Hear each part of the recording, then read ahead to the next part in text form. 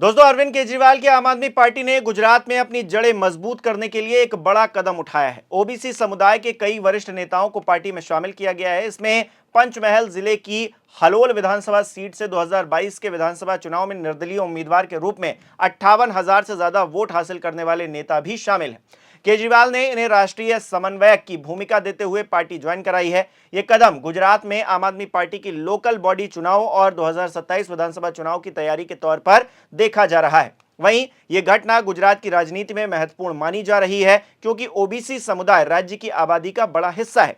आपको बता दें कि हाल ही में दिल्ली में आयोजित एक कार्यक्रम में अरविंद केजरीवाल ने ओबीसी समुदाय के कई अनुभवी नेताओं को आम आदमी पार्टी की सदस्यता दिलवाई। इन नेताओं में सबसे चर्चित नाम हलोल विधानसभा क्षेत्र से आने वाले नेता का है। पंचमहल जिले की हलोल सीट पर 2022 के गुजरात विधानसभा चुनाव में ये नेता निर्दलीय उम्मीदवार के तौर पर उतरे थे और उन्होंने 58,000 से ज्यादा वोट हासिल किए थे, जो उस क्षेत्र में काफी प्रभावशाली प्रदर्शन माना गया। हलोल क्षेत्र आदिवासी और पिछड़े वर्गों की आबादी वाला इलाका है। यहां परंपरागत रूप से भाजपा और कांग्रेस का प्रभाव रहा है, लेकिन इस निर्दलीय उम्मीदवार ने अपनी मेहनत और स्थानीय मुद्दों पर काम करके अच्छी संख्या में वोट पाए। अब केजरीवाल उन्हें आम आदमी पार्टी में लाकर पार्टी को ओबीसी वोट बैंक से जोड़ने की कोशिश कर रहे हैं। केजरीवाल ने कहा है कि ये नेता सामाजिक कार्यकर्ता हैं जो सालों से ओबीसी समुदाय के उत्थान के लिए काम करते आए हैं और उन्होंने इन्हें राष्ट्रीय समन्वयक की जिम्मेदारी सौंपी है। इसका मतलब यह है कि ये नेता पूरे देश में आम आदमी पार्टी की ओबीसी पहुंच बढ़ाने का काम करेंगे। खासकर गुजरात, राजस्थान, मध्य प्रदेश जैसे राज्यों में। गुजरात में ओबीसी समुदाय की आबादी लगभग 48 से 50% है। ये वोट बैंक किसी भी पार्टी के लिए बहुत महत्वपूर्ण है। भाजपा लंबे समय से इस समुदाय को साथ रखने में सफल रही है, लेकिन आम आदमी पार्टी अब इस वोट बैंक को तोड़ने की कोशिश कर रही है। 2022 में गुजरात विधानसभा चुनाव में आम आदमी पार्टी ने पहली बार बड़ी संख्या में प्रत्याशी उतारे थे। हालांकि सीटें कम मिली, लेकिन पार्टी राष्ट्रीय पार्टी का दर्जा हासिल करने में सफल हुई।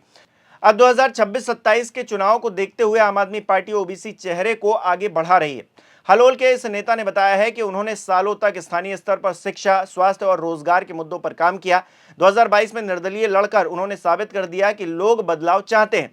आम आदमी पार्टी में शामिल होने का फैसला उन्होंने इसलिए किया क्योंकि पार्टी आम आदमी की बात करती है और भ्रष्टाचार मुक्त शासन का वादा करती है। आपको बता दें कि कार्यक्रम में केजरीवाल ने कहा कि ओबीसी हमारे समाज का महत्वपूर्ण स्तंभ है। ये नेता जो सालों से जनता की सेवा कर रहे हैं, अब आम आदमी पार्टी के साथ मिलकर बड़े बदलाव लाएंगे। उन्होंने हलोल नेता की तारीफ करते हुए कहा कि 58,000 वोट निर्दलीय लड़कर हासिल करना आसान नहीं है। ये उनकी लोकप्रियता का प्रमाण है। केजरीवाल ने अन्य ओबीसी नेताओं का भी स्वागत किया, जिसमें विभिन्न जिलों के सामाजिक कार्यकर्ता, पंचायत स्तर के नेता और युवा चेहरे शामिल थे। पार्टी ने इन्हें ज्वाइनिंग सर्टिफिकेट देकर औपचारिक रूप से पार्टी में शामिल कर लिया है। केजरीवाल की रणनीति साफ है कि गुजरात में स्थानीय मुद्दों पर फोकस किया जाए। वो दिल्ली और पंजाब मॉडल को गुजरात में लागू करने की बात करते हैं। शिक्षा, स्वास्थ्य, बिजली, पानी और रोजगार जैसे मुद्दों पर आम आदमी पार्टी काम करना चाहती है। ओबीसी नेताओं को शामिल करने पार्टी इन वर्गों तक अपनी योजनाएं पहुंचाने का लक्ष्य रख रही है। हलोल के इस ओबीसी नेता का नाम स्थानीय स्तर पर काफी जाना जाता है। वो पंचमहल जिले में सामाजिक संगठनों से जुड़े रहे और उन्होंने किसानों, मजदूरों और पिछड़े वर्ग के युवाओं के लिए काम किया। 2022 चुनाव में निर्दलीय लड़ने का फैसला उन्होंने इसलिए किया क्योंकि वो परंपरागत जो दल हैं उनकी राजनीति से निराश थे। उन्होंने कहा कि मैंने देखा कि लोग बदलाव चाहते हैं, मैंने कोई पार्टी का सहारा नहीं लिया, फिर भी 58,000 वोट मिले। ये लोगों का प्यार है। आम आदमी पार्टी में शामिल होने के बाद उन्होंने कहा कि केजरीवाल की दूरदर्शिता और ईमानदारी उन्हें आकर्षित करती है। वहीं वो अब पूरे गुजरात में ओबीसी समुदाय को जागरूक करने का काम करेंगे। राष्ट्रीय समन्वयक के रूप में उनकी भूमिका पार्टी को नई ऊर्जा दे सकती है। आम आदमी पार्टी गुजरात में पिछले कुछ सालों से सक्रिय है। 2022 चुनाव के बाद पार्टी ने पंचायत और स्थानीय निकाय चुनाव पर फोकस किया।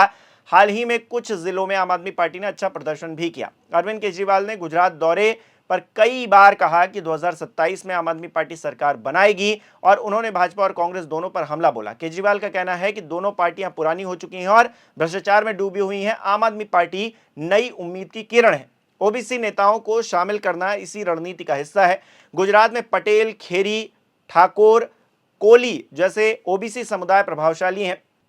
इनमें से कई नेताओं को आम आदमी पार्टी ने पहले भी महत्व दिया है। अब हलोल जैसे चेहरे को राष्ट्रीय स्तर की जिम्मेदारी देकर पार्टी संदेश दे रही है कि पिछड़े वर्गों को सम्मान मिलेगा। केवल हलोल नेता ही नहीं बल्कि कई अन्य ओबीसी चेहरे भी आम आदमी पार्टी में आए। इसमें पूर्व पंचायत सदस्य, शिक्षक, सामाजिक कार्यकर्ता और युवा नेता शामिल हैं।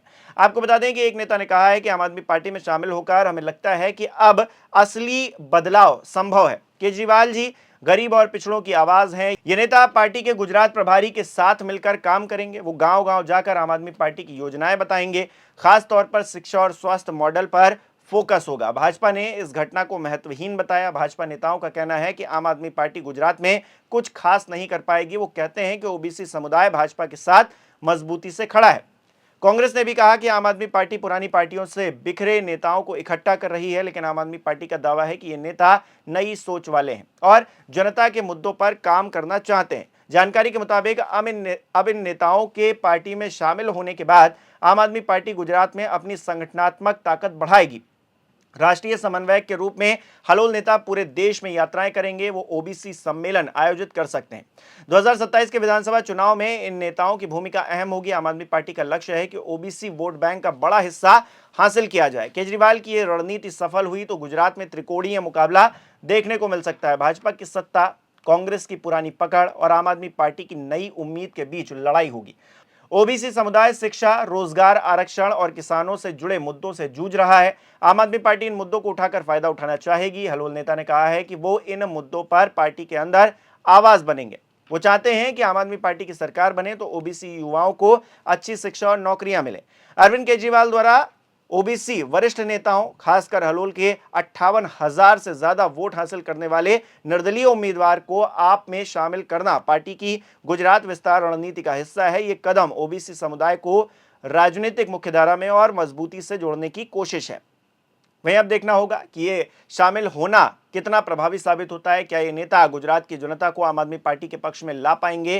क्या 2027 में आम आदमी पार्टी गुजरात में सरकार बनाने का सपना पूरा कर पाएगी? ये तो आने वाला वक्त ही बताएगा। ये घटना गुजरात की राजनीति में एक नया अध्याय जरूर जोड़ रही है। आम आदमी पार्टी परिवर्तन का नारा दे रही है और ओबीसी चेहरों को आगे करके उस परिवर्तन की हकीकत को सामने लाने की कोशिश कर रही है। वहीं इस खबर पर आपकी क्या राय है, कमेंट करके जरूर बताइएगा। इस खबर में इतना ही। ऐसी तमाम बड़ी राजनीतिक खबरों के लिए बने रहिए 4 PM गुजरात के साथ।